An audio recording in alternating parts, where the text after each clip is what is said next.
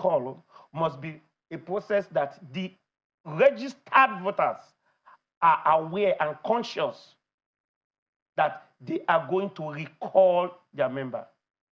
It must not be in any form of deceit. So this is no longer in the realm of speculation, because we had heard initially that indeed some recall process had started, but it was being done under the guise of a, what was that now? What's Empowerment. Empowerment. But it was controversial. It was seen that, you know, there was some alert being raised on this, but clearly it does appear that this is what we're now seeing. This is now the result of what has transpired. Do you want to shed a little more light on how we got here? Yeah, thank you very much. Thanks so much for having me, Omakwe. Now, firstly, it has been in the news, like you said, about the recall. If you heard the young lady that spoke, you know, she said she's from Consigned Kogi Youth and Women. I don't know what that is. I am the lawyer. I'm one of the lawyers to Natasha, and we've been interrogating the process. We know what the recall process is under the Constitution, Section 69, and the INEC guidelines. She said she's representing Kogi Youths and Women. I don't know what that is. The persons who have the legal right to recall is our constituency, in this case, Kogi Central. She has not been able to tell us if she belongs to the 5 local governments that constitute Kogi Central.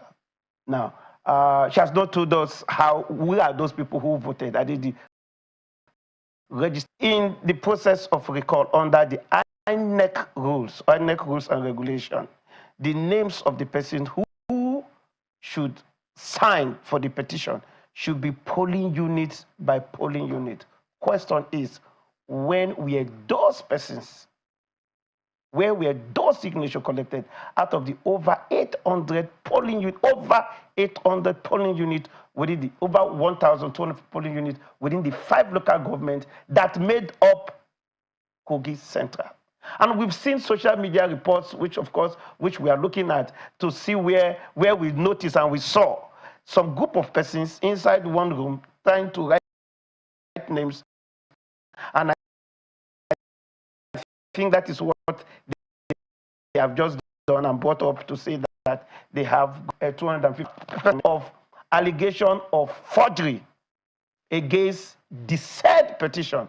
Now, INEC has the constitutional right under Section 69 to verify the signatures in that petition. However, as person who is concerned about the rumor and the stories connecting the signature that they have received, as a citizen, as somebody who is concerned about the process shouldn't be fraudulent. When you see people sitting somewhere, writing names, putting signatures, that is a clear case of forgery. So it is duty for me to notify INEC, and so we'll take it further. We are going to, by tomorrow, we will send the petition to the Commissioner of Police, Kogi State, to verify, to investigate how those, because that is a different, because the issue of forgery is a crime, and it is the duty of the police to investigate crime. While INEC has their constitutional duty to verify those petitions as provided under Section 69. So if you look at it, it looks as if there is a script somewhere. And like I said in one of these programs, it's a melodrama.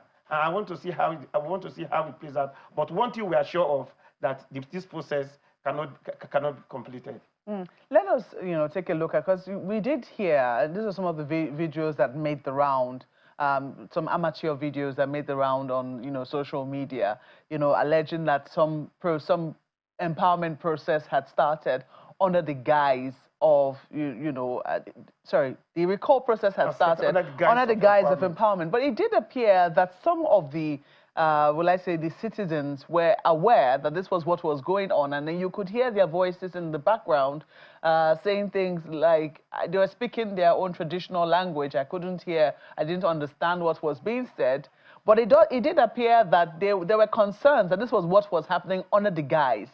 If indeed there is a recall process, aren't the citizens supposed to be clearly aware of what is transpiring? Are they supposed to be, because you have talked about forgery, but if indeed it happens that, people were being given empowerment and they were asked to sign in a particular place and it is indeed their signatures, but they were not aware of what it was that they were signing for, doesn't that make the process null and void? That is a very good question, and that is one of the concerns we have.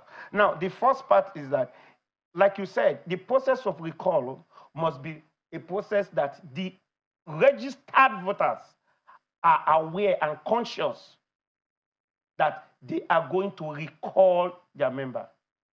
It must not be in any form of deceit. They must be aware, they must be conscious, they must be noticed to that effect, and they must have volunteered themselves to go through the process. We've not heard of any town hall meetings that were held that the persons, the constituents, the unit said, oh, we have to recall these persons. All we just heard was that, oh, some people were in the queue. We were seeing videos of people standing in the queue. Thereafter, they were now saying that, oh, they told us we're coming there for an empowerment. And what we now got to, they told us when we pick up, we put our voters' name and all of that, and we signed. Like you said, let us assuming that that was what happened, that they were brought into that a particular place for the purpose of empowerment, and they now discovered that it was for recall. That itself is deceit. But you see, it is one of these things. They just brought that process for you to see that, oh, the recall process has started. We need to see it in every unit. Under the INEC guidelines, each of those names of the registered voters must be from polling unit to polling unit. It cannot be done in one. So it cannot just be done in one hall and people, no. The names must be arranged polling unit to polling unit because votes are done in polling. So the case regarding this recall of Natasha Akpoti is building up slowly, and new information is coming out. If you remember, we reported on this immediately it was broken. The news broke out that something they filed a petition, and I obviously did talk about um investigating the lady, the charity Joshua Mole lady, that we need to find out who this person is, who she's working for. So I think people have done a lot, some work, and then we now know who she works for. But in the meantime, if you're meeting this content for the first time, please like, share, and subscribe. If you've not done so, please subscribe if you've been following us for a bit now. All right. So the breakdown here is this. That's Natasha Akpoti's lawyer, as I said earlier, and they're taking up this case. This is their conversations about forgery. I remember, if you remember clearly, if you've watched the video I made about this story when it first broke out, I said they've 250,000 signatures they got. They need to go and find out where they got those signatures from, because there could be a case of forgery here. And what this lawyer has now said is that there is forgery, allegations of forgery in the process, because you can see videos from online coming out to show where they were writing those signatures, gathering those signatures from. And in some cases, it's a case of deceit where they told people to come for empowerment, and they made them sign papers, and after that they made them they didn't tell that's when they discovered that what they came to do is different from what the people who organized the empowerment program was telling them. So this is what we are talking about: corruption, deceit. You understand? In any Western world you go to where there's ever been a referendum, I don't know if a lot of people followed the Scottish referendum in the UK at one point in time. When the Scottish people did a referendum, or rather when the UK did a referendum on whether to leave, there's a two actually. The UK had a referendum whether to leave the United Kingdom, to leave Europe. And then they had another referendum, the Scottish people, whether to leave the United Kingdom, as they always well. And what happened is that they gave time for uh, an advertisement. You can see campaigns for leaving and for staying in Europe, or for leaving and for staying in the United Kingdom for those of the Scottish people. There was enough awareness to show this is the reason why they're doing what they're doing. And when the people voted for Europe, for example, they voted to leave European Union, the people from the UK, and they left. That's what came about. That's what, if you ever follow the case of Brexit, that's what it was about. And later, the Scottish people did their own as well, whether or not they wanted to be in the UK or they wanted their own independence, and they voted to stay. But there was a lot of awareness that came into it to show that they were really aware of what they wanted to, and they chose, not that somebody compelled them or lied to them, and they stayed in the UK. But in this situation with these Charity Joshua and this gentleman here, or rather this man here,